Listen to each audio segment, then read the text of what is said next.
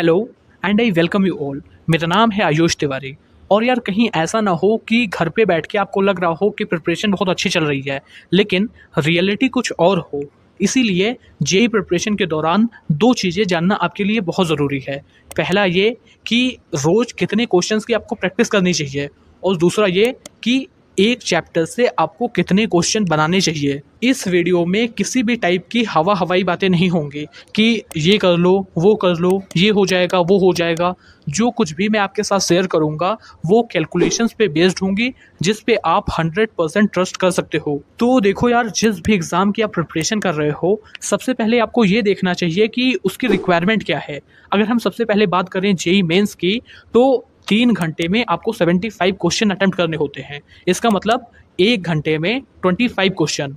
दूसरी तरफ अगर फोकस करें जेई एडवांस पे, तो उसका कोई फिक्स पैटर्न नहीं होता, बट फिर भी अगर पिछले 2-3 साल के क्वेश्चन पेपर देखें तो हमें ये पता चलता है कि 6 घंटों में आपको 110 से 112 क्वेश्चन सॉल्व करने होते हैं। अगर हम इसे थोड़ा और सिंप्लीफाई करें तो 1 घंटे में लगभग 19 क्वेश्चन आपको जेई एडवांस के एग्ज़ाम में सॉल्व करना होता है। जिस एग्ज़ाम के लिए आप प्रिपेयर कर रहे हैं उसकी रिक्वायरमेंट क्या है, मुझे लगता है ये अब आपको अच्छे से समझ आ गया। और अपनी प्रिपरेशन के एक्सपीरियंस से अब तक आपने ये तो ऑब्ज़र्व किया ही होगा कि कोई एक नया चैप्टर पढ़ने के तुरंत बाद 1 घंटे में 20 से 25 क्वेश्चन आप नहीं सॉल्व कर पाओगे।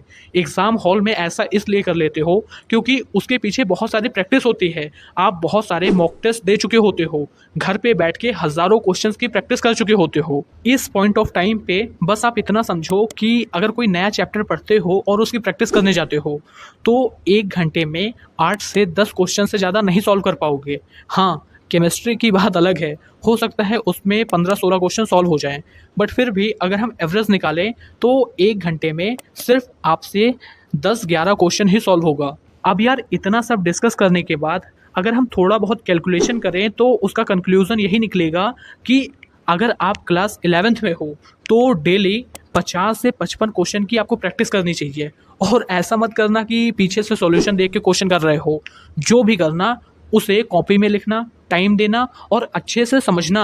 और अगर क्लास 12th में हो तो रोज़ 80 से 90 क्वेश्चन आपको सॉल्व करने चाहिए, और ये क्वेश्चन आपके टीचर जो क्लास में करवाते हैं उनसे अलग होगा। और फाइनली लास्ट में अगर ये कंडीशन है कि आने वाले 3-4 महीने में आपका जेईई मेंस का एग्ज़ाम है, तो इस केस में आपने बहुत सारे प्रैक्टिस करी होगी, आपकी स्पीड अच्छी हो गई होगी, तो आपको रोज़ 130 से 150 क्वेश्चन के बीच प्रैक्टिस करना है। आई होप यहाँ तक आपको अच्छे से समझ आ गया होगा कि रोज़ कितनी प्रैक्टिस करनी है। अब यार बात करते हैं एक चैप्टर से आपको कितने क्वेश्चन बनाने चाहिए।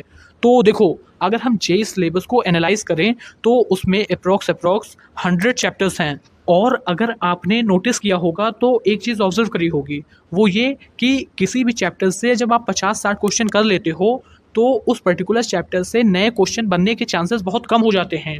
जिन 50-60 क्वेश्चन की आपने प्रैक्टिस करी होती है वही दोबारा से रिपीट होना स्टार्ट हो जाता है। बस न्यूमेरिक वैल्यू में थोड़े बहुत चेंजेस कर दिए जाते हैं, बाकी कॉन्सेप्ट सेम लगता है। हालांकि इसमें भी एक्सेप्शंस हैं, जैसे ट्रिग्नोमेट्री, इंटीग्रेशन, इलेक्ट्रोस्टैटिक्स। ये सब ऐसे चैप्टर हैं जहां से अनलिमिटेड नंबर ऑफ क्वेश्चन बनाए जा सकते हैं। इन्हीं सब चीज़ों को देखते हुए मैं आपको यही रिकमेंड करूंगा कि एक चैप्टर से 100 से 110 क्वेश्चन के बीच सॉल्व करो, और वो क्वालिटी क्वेश्चन होने चाहिए, और इतने अच्छे से उसे सॉल्व करो कि एग्जाम में उस टाइप का किसी भी तरह का क्वेश्चन आ जाए तो आपसे गलत ना हो। अब यार फाइनली इस वीडियो को यहाँ तक देखने के बाद मुझे लगता है दो सबसे इम्पोर्टेंट क्वेश्चन का आंसर आपको मिल गया होगा।